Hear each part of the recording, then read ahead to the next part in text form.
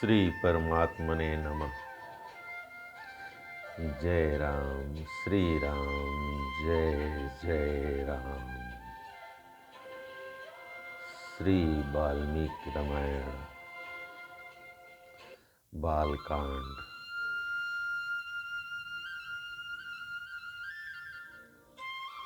46वां सर्ग। पुत्र वध से दुखी दिति का कश्यप जी से इंद्र हंता पुत्र की प्राप्ति के उद्देश्य से तप के लिए आज्ञा लेकर कुशपलव में तप करना। इंद्र द्वारा उनकी परिचर्या तथा उन्हें अपवित्र अवस्था में पाकर उनके गर्भ के 7 टुकड़े कर डालना। श्री राम। अपने उन पुत्रों के मारे जाने पर दिति को बड़ा दुख हुआ। वे अपने पति मरीच नंदन कश्यप के पास जाकर बोली, भगवन, आपके महाबली पुत्र देवताओं ने मेरे पुत्रों को मार डाला, अतः मैं दीर्घ काल की तपस्या से उपार्जित एक ऐसा पुत्र चाहती हूँ जो इंद्र का वध करने में समर्थ हो। मैं तपस्या करूंगी, आप इसके लिए मुझे आज्ञा दें और मेरे गर्भ में ऐसा पुत्र प्रदान करें जो सब कुछ करने में समर्थ तथा इंद्र का वध करने वाला हो। उसकी यह बात सुनकर महातेजस्वी मरीचि नंदन कश्यप ने उस परम दुखनी दिति को इस प्रकार उत्तर दिया, तपोधने,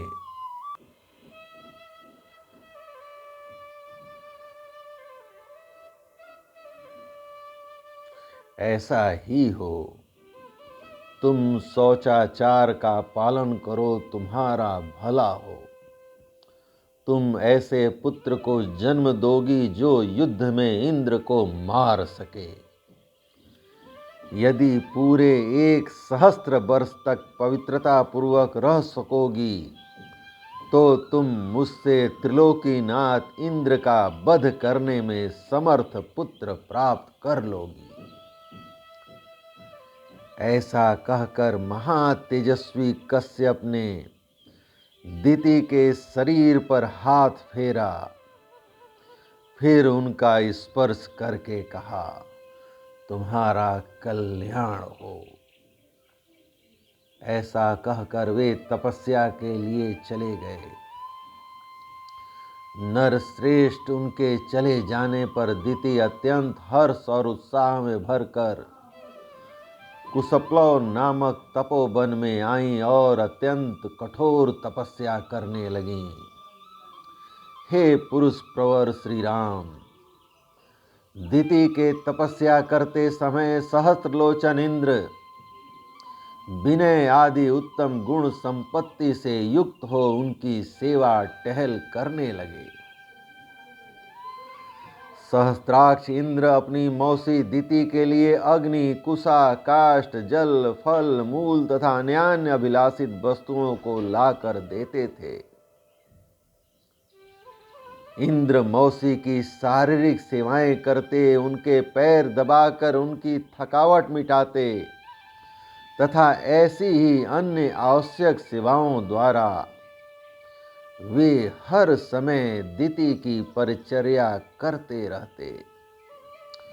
हे रघुनंदन, जब सहस्त्र वर्ष पूरा होने में कुल 10 वर्ष बाकी रह गए, तब एक दिन दिति ने अत्यंत हर्ष में भरकर सहस्त्रलोचन इंद्र से कहा, हे बलवानों में श्रेष्ठ वीर, अब मेरी तपस्या के केवल 10 वर्ष और शेष रह गए हैं। तुम्हारा भला हो। 10 वर्ष बाद तुम अपने होने वाले भाई को देख सकोगे। बेटा, मैंने तुम्हारे विनाश के लिए जिस पुत्र की याचना की थी, वह जब तुम्हें जीतने के लिए उत्सुक होगा, उस समय मैं उसे शांत कर दूंगी और तुम्हारे प्रति उसे बैर भाव से रहित तथा भातृ स्नेह से युक्त बना दूंगी।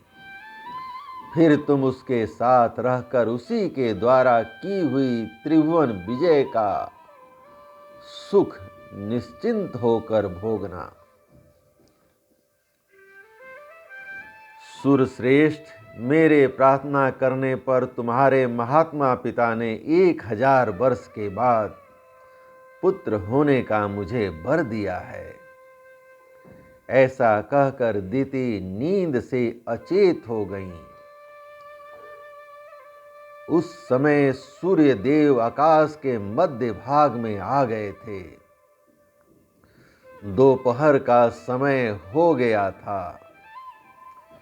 देवी दिति आसन पर बैठी बैठी झपकी लेने लगीं। सिर झुक गया और केस पैरों से जा लगे।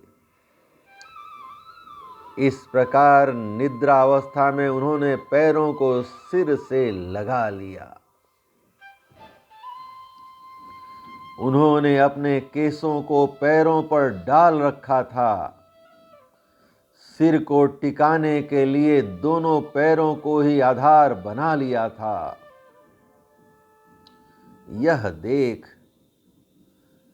दिति को अपवित्र हुई जान इंद्र हंस पड़े और बड़े प्रसन्न हुए। हे श्री राम, फिर तो सतत सावधान रहने वाले इंद्र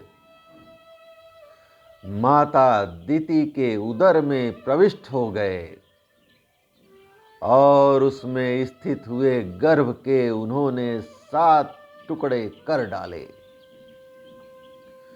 श्री राम उनके द्वारा 100 पारों वाले वज्र से विदीर्ण किए जाते समय वह गर्भस्थ बालक जोर जोर से रोने लगा, जिससे दिति की निद्रा टूट गई।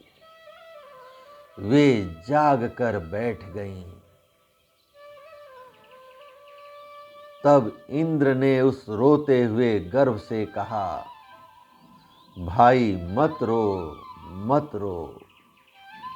परंतु महातेजस्वी इंद्र ने रोते रहने पर भी उस गर्भ के टुकड़े कर ही डाले। उस समय दिति ने कहा, इंद्र, बच्चे को न मारो, न मारो। माता के वचन का गौरव मानकर इंद्र सहसा उदर से निकल आए। फिर वज्र सहित इंद्र ने हाथ जोड़कर दिति से कहा, देवी, तुम्हारे सिर के बाल पैरों से लगे थे, इस प्रकार तुम अपवित्र अवस्था में सोई थी।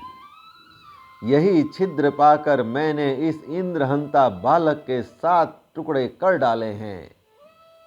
इसलिए हे मां, तुम मेरे इस अपराध को क्षमा करो।